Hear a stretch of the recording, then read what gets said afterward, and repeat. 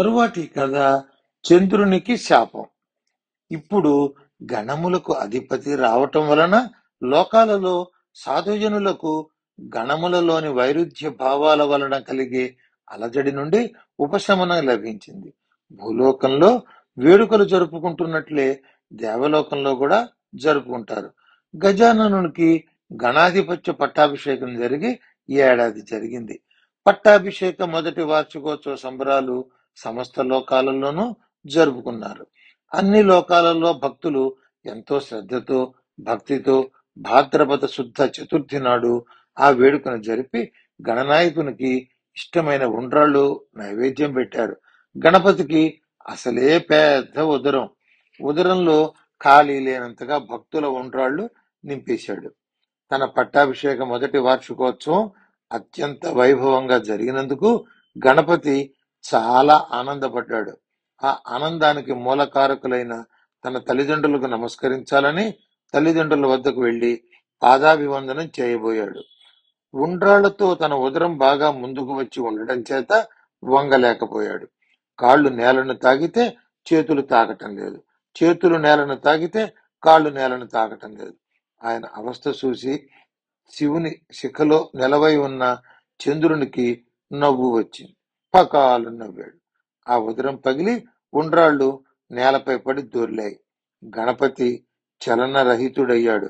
పార్వతీదేవికి ఆగ్రహం కట్టలు తెంచుకుంది. అందుకే తల్లులు బిడ్డలకు పాలిచ్చేటప్పుడు ఆహారం పెట్టేటప్పుడు ఎవరు చూడకుండా జాగ్రత్త పడతారు. ఎవరి కళ్ళు దిష్టి కళ్ళో ఎవరికి ఎరుక? పార్వతీదేవి ఆగ్రహంతో నీ వల్లనే నా కుమారునికి ఉదరం బద్దలైంది.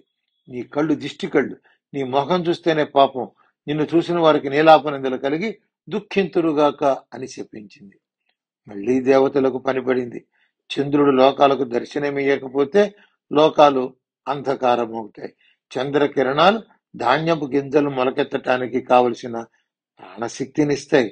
మరి గణనాథుడు నిర్జీవుడైతే మరల లోకాలకు నాయకుని వెతకాలి.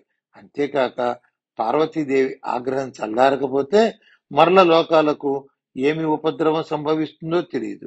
అందుచేత బ్రహ్మగారు దేవతలను వెంటబెట్టుకుని పరమేశ్వరుని నిలయానికి వచ్చారు. దేవతలు తమ శక్తులను ఏకం చేసి గజానన ఉదరమును నాగపాశంతో బిగించి జీవం పోశారు. పార్వతీదేవి శాంతించింది. దేవతలు అమ్మవారిని స్తుతించారు.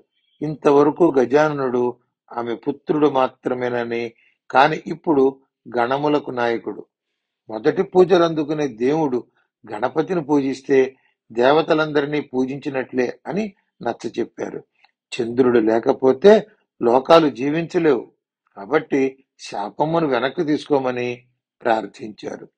పార్వతీదేవి పూర్తిగా ఉపసంహరించలేనని, భాద్రపద శుద్ధ చవితి నాడు మాత్రం చంద్రుని చూస్తే దోషం తప్పదు, కాబట్టి ఆనాడు చంద్రదర్శనం కూడదు అని వారికి చెప్పింది.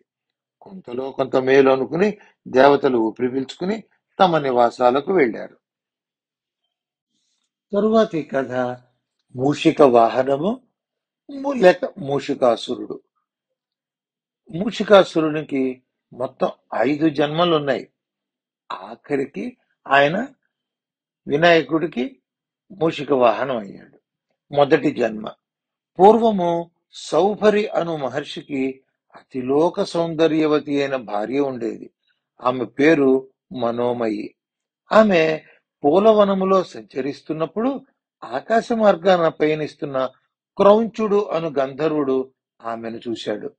ధ్యానం చేసుకోవటానికి బయలుదేరిన గంధర్వునికి మనోవికారం కలిగింది. ఆమెను చూసి మోహపడ్డాడు. ఆమెను చేరి తన మోహవంచను బయటపెట్టాడు. ఆమె కూడదని వారించింది. ఆమెను బలవంతంగా చెరపట్టి తన విమానంలోకి ఎక్కించుకుని వెళ్ళసాగాడు. ఆమె ఆక్రందనలు ప్రార్థనలు సౌభరి మహర్షి గ్రహించాడు. ఆగ్రహంతో ఆ విమానం ముందు నిలబడి క్రౌంచుడిని మూషికము అనగా ఎలుకగా బారమని శపించాడు. మూషక అనగా దొంగ అని అర్థం. దొంగతనంగా తన భార్యను అపహరించి అసుర లక్షణం ప్రదర్శించాడు కాన మూషికాసురుడివై జీవించమని శపించాడు. క్రౌంచుడు మోహం వీడి ముని పాదాలపై పడి క్షమించమని వేడుకున్నాడు. తాను ధ్యానం చేసుకోవటానికి వెడుతున్నానని, తాను ఎన్నడూ ఇటువంటి తప్పిదము చేయలేదని, పూర్వజన్మలో చేసుకున్న పాపమునకు శిక్ష అనుభవించవలసి ఉన్నందున ఈమెను చూసి మోహపడ్డాను అనిపిస్తోంది అని శరణు వేడాడు. ముని కరుణతో గణపతి దర్శనం అయి ధన్యుడవగుతావు, అంతవరకు నా శాపమును అనుభవించక తప్పదు అని శాప పరిహారమును సూచించి అనుగ్రహించాడు. రెండవ జన్మ. పూర్వము దండకారణ్యంలో ఒక మహర్షి దంపతులు వానప్రస్థం స్వీకరించి తపస్సు చేసుకుంటున్నారు. చిన్న పర్ణశాల ఏర్పాటు చేసుకుని దగ్గరలో భూమిని సేద్యం చేసుకుంటూ జీవనం సాగిస్తున్నారు.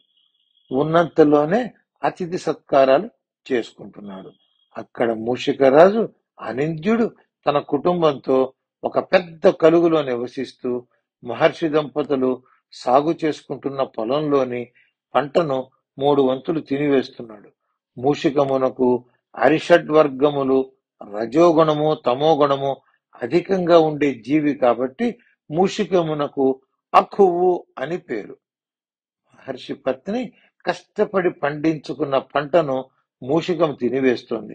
లేకుంటే ఆ ధాన్యంతో ఎక్కువ మంది అతిథులను ఆదరించే శక్తి అవకాశము ఉండేది కదా అని చింతిస్తూ ఉండేది. మహర్షి మూషికములు కూడా మన అతిథులే అని సరిపెట్టుకో, అనవసరమైన ఆలోచనలు అకారణ ద్వేషములు పెట్టుకోవద్దని సర్ది చెప్పేవాడు. ఒకసారి భరద్వాజ మహర్షి ఆ దంపతుల ఆతిథ్యం స్వీకరించి ఏదైనా వరం కోరుకోమని మహర్షిని అడిగాడు. మహర్షి తనకు ఏ కోరికలు లేవని చెప్పాడు.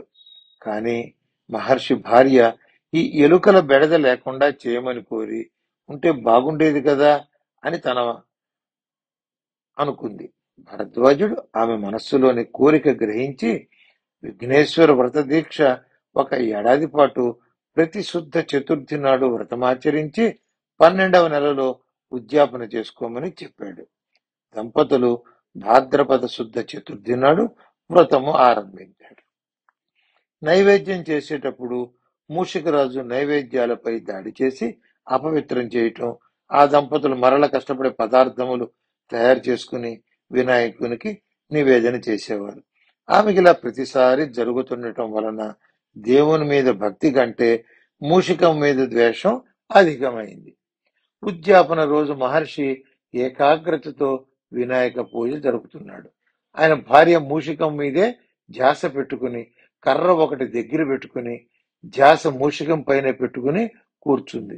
నైవేద్యం పెట్టే సమయంలో విగ్రహం పాదాల మధ్య నుండి పత్రిని అపవిత్రం చేస్తూ మూషికం కనిపించింది. ఆమెకు కోపం కట్టలు తెంచుకుంది. ఒరే మూషికాధముడా, రాక్షస ప్రవృత్తితో మాకు కష్టం కలిగించినందుకు రాక్షసుడి వైపమ్మని శపిస్తూ తన చేతిలోని కర్రను మూషికం పైకి విసిరింది. మూషికం గిలగిల తన్నుకుంటూ వినాయక పాదాల ముందు పత్రి పైన పడి చనిపోయింది. మహర్షి ఏకాగ్రతకు భంగం కలిగి కనులు తెరిచాడు. ఏం జరిగింది గ్రహించాడు. భార్య చేసిన మహాపరాధానికి ఆగ్రహం కలిగి నీవు కూడా మరుజన్మలో ఈ మూషికాసురునిచే చెరబట్టి ఈ పాపానికి శిక్ష అనుభవిస్తావు అని శపించాడు. ఆమెకు జ్ఞానోదయం అయింది. గణపతి ధ్యానంతో తరిస్తావు అని శాప విమోచనం చెప్పి అనుగ్రహించాడు. ఆమె శరీరాన్ని భర్త పాదాల చెంత విడిచింది. 3వ జన్మ. మూషికరాజు అనింద్యుడు 12 మాసాలు గణపతి ప్రసాదం స్వీకరించి గణపతి అనుగ్రహానికి పాత్రుడయ్యాడు. మరుసటి జన్మలో కుబేరుని పుత్రుగా జన్మించాడు. కుబేరుడు పుత్రునికి అనుకోకుండా అనింద్యుడు అనే పేరునే పెట్టాడు. జగన్మాతను దర్శించటానికి కుబేరుడు తన కుమారుడు అనింద్యునితో కలిసి వెళ్ళాడు. జగన్మాతను దర్శించి తన్మయత్వంతో అనింద్యుడు అమ్మవారిని భక్తితో స్తుతించాడు. అనింద్యుడు అక్కడ అపురూప లావణ్యవతిని చూసి మోహితుడయ్యాడు. ఆమె పూర్వజన్మలో మునిపత్ని. ఆమెను కామదృష్టితో చూడటం గమనించి ఆ సౌందర్య రాశి అసహ్యంగా తలతిప్పింది. అనింద్యుడు అవమానంతో రగిలిపోయాడు. అమ్మవారు అనింద్యుని వంక చూస్తూ ఎవరితడు అని అడిగింది. కుబేరుడు లేచి నా కుమారుడు అనింద్యుడు అని చెప్పాడు. అమ్మవారు అనింద్యుడా ఆ నింజుడా అని హాస్యం చేసింది. అనింద్యుడు అనగా నిందించతగనివాడు అని, ఆ నింద్యుడు అనగా నిందలు పొందువాడు అని అర్థం. అందరూ నవ్వారు. ఆ యవనవతి చులకనగా చూసినట్లు గేలి చేసినట్లు నవ్వింది. అనింద్యుడు ఆమెపై ప్రతీకారం తీర్చుకోవాలని పగబట్టాడు.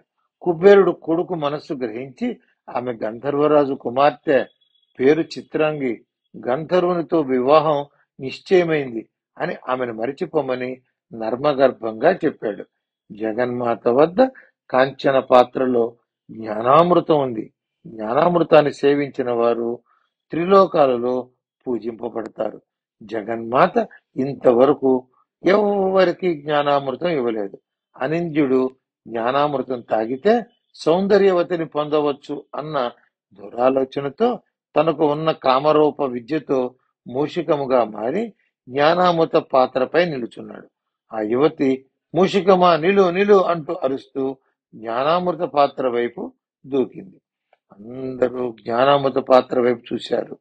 అనింద్యుడు ఆలస్యం చేయకుండా అమృతం తాగాడు. జగన్మాత ఆగ్రహంతో అసురుడవై పుడతావు, మూషికాసురుడవు అని శపించింది. అనింద్యుడు అమ్మవారి ముందర అహంకారంతో జ్ఞానామృతం సేవించిన నేను త్రిలోక పూజ్యుడనవుతాను అని బింకంగా పలికాడు.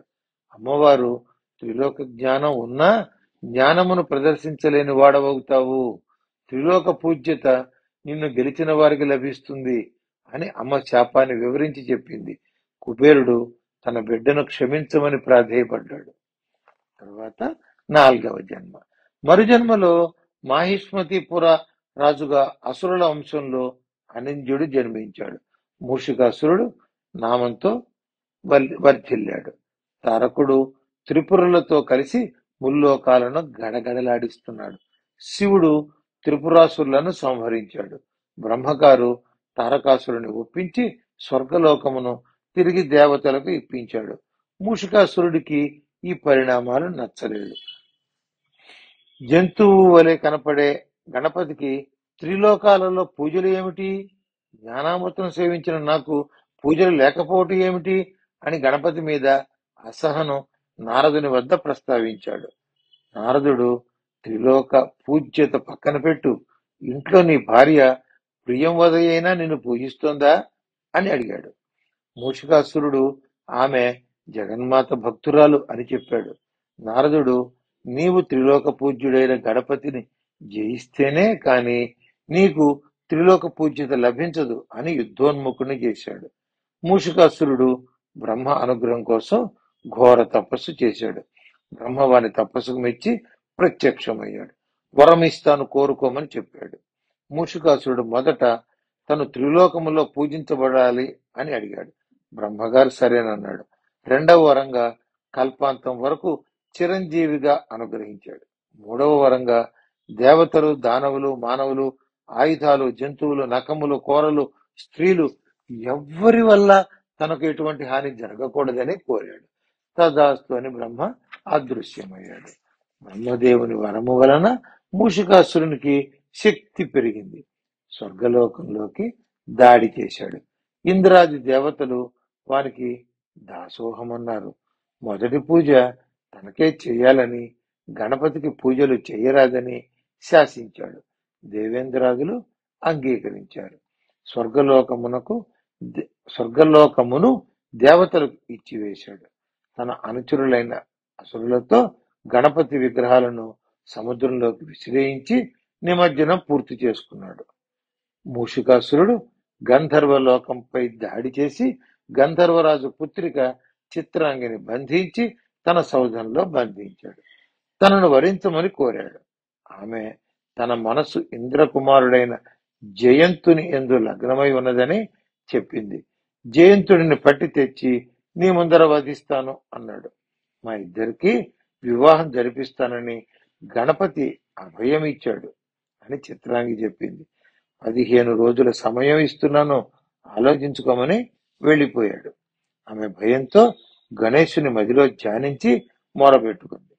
గణపతి జయంతుని పెళ్లి కుమారునిగా వెంట తెచ్చి అప్పటికప్పుడు తాను పురోహితునిగా శాస్త్రోక్తంగా జరిపించాడు. దేవతలు పుష్పాలు కురిపించి ఆశీర్వదించారు. ఆకాశవాణి వారి వివాహం ప్రకటించింది.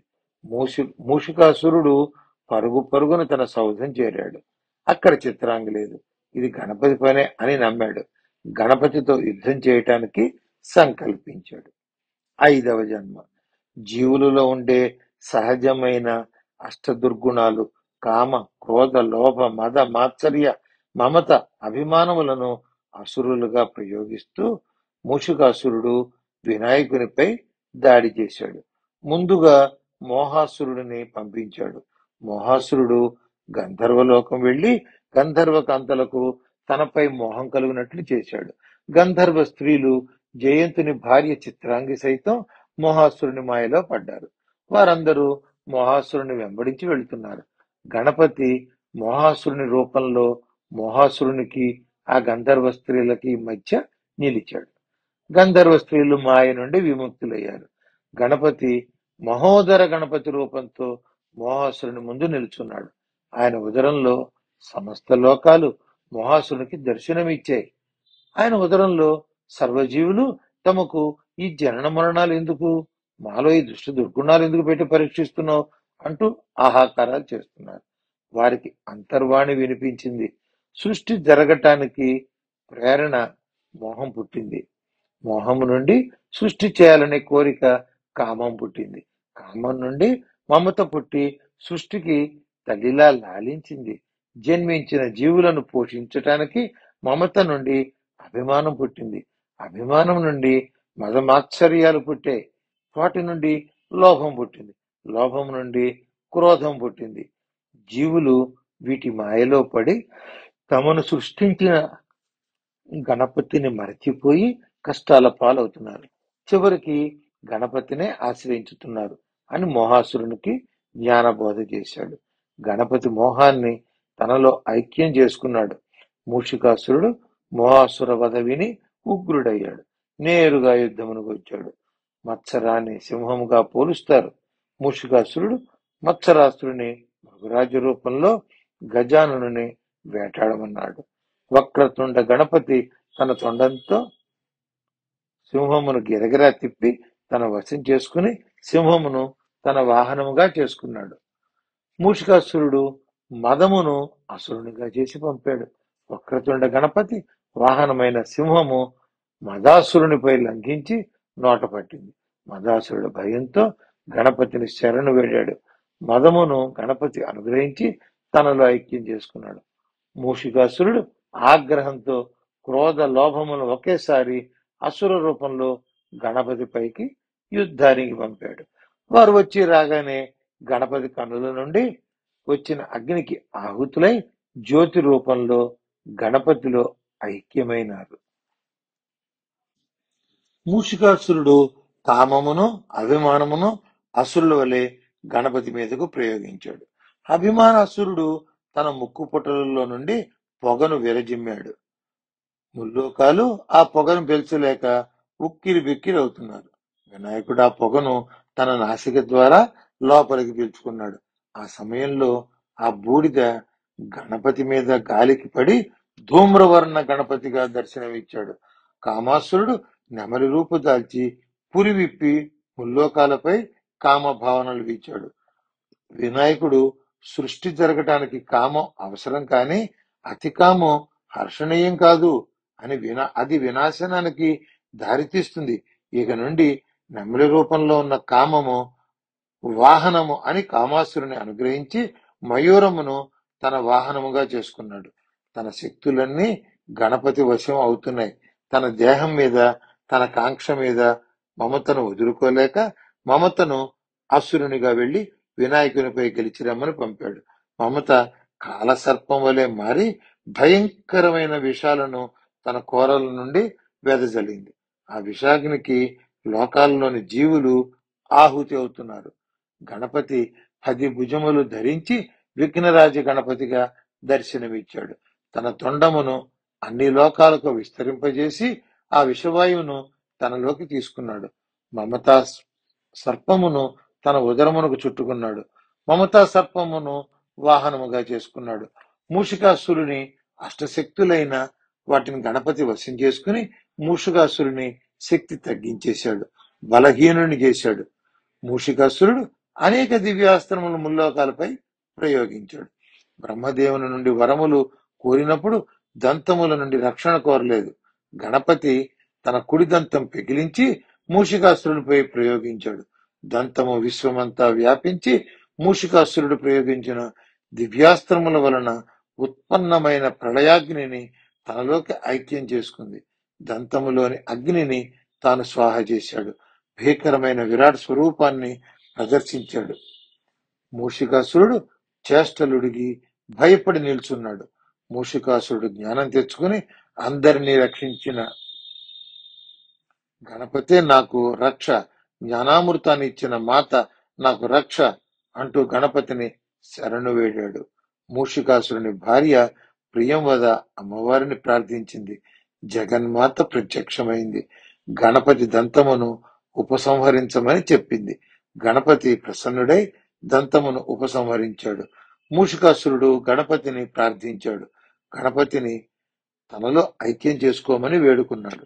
జగన్మాత గణపతితో బ్రహ్మచేత కల్పాంతం వరకు చిరంజీవిగా ఉండే వరం పొందాడు కాబట్టి ఐక్యం చేసుకోవటం జరగదు. వీనిని నీ వాహనముగా చేసుకుని అనుగ్రహించమని చెప్పింది. బ్రహ్మ మూషికాసురులోని అసుర లక్షణాలు తొలగిపోయినవి కాబట్టి అసుర రూపం విడిచిపెట్టమని అనుగ్రహించాడు. అనింద్యుడు తన పూర్వరూపమైన మూషిక రూపం ధరించాడు. మూషికము వినాయకునికి వాహనమైంది. మూషికాసురుని భార్య మహాపతివ్రత, జగన్మాత భక్తురాలు. జగన్మాత ప్రియంవదని గణపతికి ఛత్రముగా అలరించమని అనుగ్రహించింది. జగన్మాత గణపతిని పరమాత్మ అని, దేవతలు సుముఖుడుగా, మహర్షులు ఏకదంతుడుగా, కిన్నెర కింపురుషులు గంధర్వాదులు కపిలుడుగా, సిద్ధులు యోగులు గజకర్ణుడుగా, మనుష్యుడు లంబోదరుడుగా, పక్షిజాతులు వికటుడుగా, పర్వతములు వృక్షములు విఘ్ననాశనుడిగా, సర్పాది విషజాతువులు ధూమ్రకేతువుగా, జలాశయములు గణాధ్యక్షుడుగా, క్రిమికీటకాలు పాలచంద్రుడుగా, గరుత్మంతాదులు గణాధిపుడుగా, సమస్త ప్రాణకోటి గజాననుడుగా ఆరాధిస్తారు అని అనుగ్రహించింది. గణపతి, చిత్రాంగి, జయంతులను పిలిచి మీరిక మీ పూర్వ శరీరాలు ధరించండి. మూషికునికి మీరిచ్చిన శాపం తొలగి అసురత్వం పోయింది. నాకు వాహనమైన వాని జన్మ ధన్యమైనది. మీరు ఒక ఏడాది పాటు వినాయక వ్రతం ఆచరించండి. మీకు పుత్రోదయం జరుగుతుంది. తర్వాత కైలాసవాసానికి వెళ్ళండి అని అనుగ్రహించాడు. ఆ దంపతులు తమ శరీరములతో తమ స్థానానికి వెళ్లారు. పార్వతీ పరమేశ్వరులే సంతానార్థులై ముని దంపతులుగా తపస్సు చేస్తున్నారు. వారి తపస్సు ఫలించింది. కైలాసానికి వెళ్లారు. జగన్మాత గణపతి షోడశ నామాలతో కూడిన శ్లోకములను నిత్యం పఠించిన వారికి సర్వకార్యములందు జయం కలుగుతుందని, సర్వ క్లేశములు తొలగిపోతాయని అనుగ్రహించింది. తరువాతి కథ ఏకదంతుడు. పరశురాముడు పరమేశ్వరుని వద్ద శిష్యునిగా చేరాడు. వినాయకుడితో కలిసి శివుని వద్ద అధ్యయనం చేశాడు. పరశురాముడు తన తండ్రిని ఒక క్షత్రియుడు చంపాడన్న కక్షతో భూలోకంలో క్షత్రియుడు బతికి ఉండకూడదు అన్న ఆగ్రహంతో 21 సార్లు క్షత్రియులపై దాడి చేసి క్షత్రియ సంహారం చేసి కైలాసానికి వెళ్ళాడు. ఎక్కడ ఎవరు పరశురాముని అడ్డగించలేదు. చివరికి పరమేశ్వరుని అంతఃపురంలోనికి అడుగిడబోయాడు. వినాయకుడు పరశురాముని అడ్డుకుని ఇది పరమేశ్వరుని దర్శించే సమయం కాదు అని చెప్పాడు. పరశురాముడు నీవు పరమేశ్వరునికి ఎంతో, నేనును అంతే, కుమారుని వంటి వాడను, నన్ను ఆపడానికి నీవెవరు అని ఆగ్రహించాడు. ఇద్దరు ఘర్షణ పడ్డారు. 21 సార్లు తీవ్రమైన ఆగ్రహంతో క్షత్రియ సంహారం చేసి వచ్చిన పరశురామునిలో ఆ ఆగ్రహం ఇంకా చల్లారలేదు. వినాయకుని బలంగా మోదాడు. వినాయకునికి కూడా కోపం వచ్చింది. తన తొండంతో పైకి ఎత్తి బంధించి పైన గోలోకంలో వినోదిస్తున్న రాధాకృష్ణ దర్శనం చేయించాడు. సప్త సముద్రములలో స్నానం చేయించాడు. అలా తన మిత్రుడు సహాధ్యాయ అయిన పరశురాముడు చేసిన కిరాతక చర్యకు ప్రాయశ్చిత్తం చేసి గిరగిరా తిప్పి భూమిపైకి విసిరాడు. పరశురాముడు తనకు వినాయకుడు ఉపకారం చేశాడు అన్నది గ్రహించలేదు. ఆగ్రహంతో తన పరశువును వినాయకునిపై ప్రయోగించాడు. ఆ పరశువు పరమేశ్వరుడు పరశురామునికి ప్రసాదించిన ఆయుధం. దానిని గౌరవించాలి అని వినాయకుడు తన దంతాన్ని త్యాగం చేశాడు. ఆ దంతం పరశువు తాకిడికి విరిగి బ్రహ్మాండమైన శబ్దం కలిగింది. పార్వతీమాత బయటకు వచ్చి చూసి నిర్ఘాంతపోయింది. విష్ణుదూత వేగంగా వచ్చి పరశురామునికి గణపతి చేసిన ఉపకారం చెప్పి పరశురాముని నిందించాడు. పరశురాముడు వినాయకుని ప్రేమను దయను తెలుసుకోలేకపోయానని చింతించాడు. పార్వతీదేవి పాదాలపై పడి శరణు వేడాడు. అమ్మ అనుగ్రహించింది. కాని నాటి నుండి గణేశుడు ఏకదంతుడైనాడు. తరువాతి కథ కాలస్వరూపం. గణపతి కథలో దేవలోక అంశాలు, చారిత్రక అంశాలు సమ్మిళితమై ఉన్నాయి. కల్పాలలోని భేదాల వల్ల కథలో కొద్ది తేడాలు ఉంటాయి అని వ్యాస మహర్షి చెప్పి ఉన్నాడు. కల్పము గురించిన కాలస్వరూపం తెలుసుకుందాం. వ్యాస మహర్షి శుకునికి కాలస్వరూపమును పంచభూతములకు ఆలంబనమగు ఒక తేజస్సు పనిచేస్తుందని, కాని ఆ తేజస్సు ఏ క్రియకు సంబంధం లేనిది అని చెప్పి దానిని వివరించాడు. 15 నిమిషములు ఒక కాష్ట, 30 కాష్టలు ఒక కళ, 30 కళలు ఒక ముహూర్తం, 30 ముహూర్తములు ఒక దివారాత్రం అంటే 24 గంటలు, 30 అహోరాత్రములు ఒక మాసం, 2 మాసములు ఒక ఋతువు, 6 ఋతువులు ఒక సంవత్సరం, 3 ఋతువులు ఒక అయనం. ఉత్తరాయణము, దక్షిణాయనము. ఈ అయనాలను అహోరాత్రములు రాత్రి పగలు అని అంటారు. ఉత్తరాయణాన్ని అగ్ని, దక్షిణాయనాన్ని ధూమము అని పిలుస్తారు.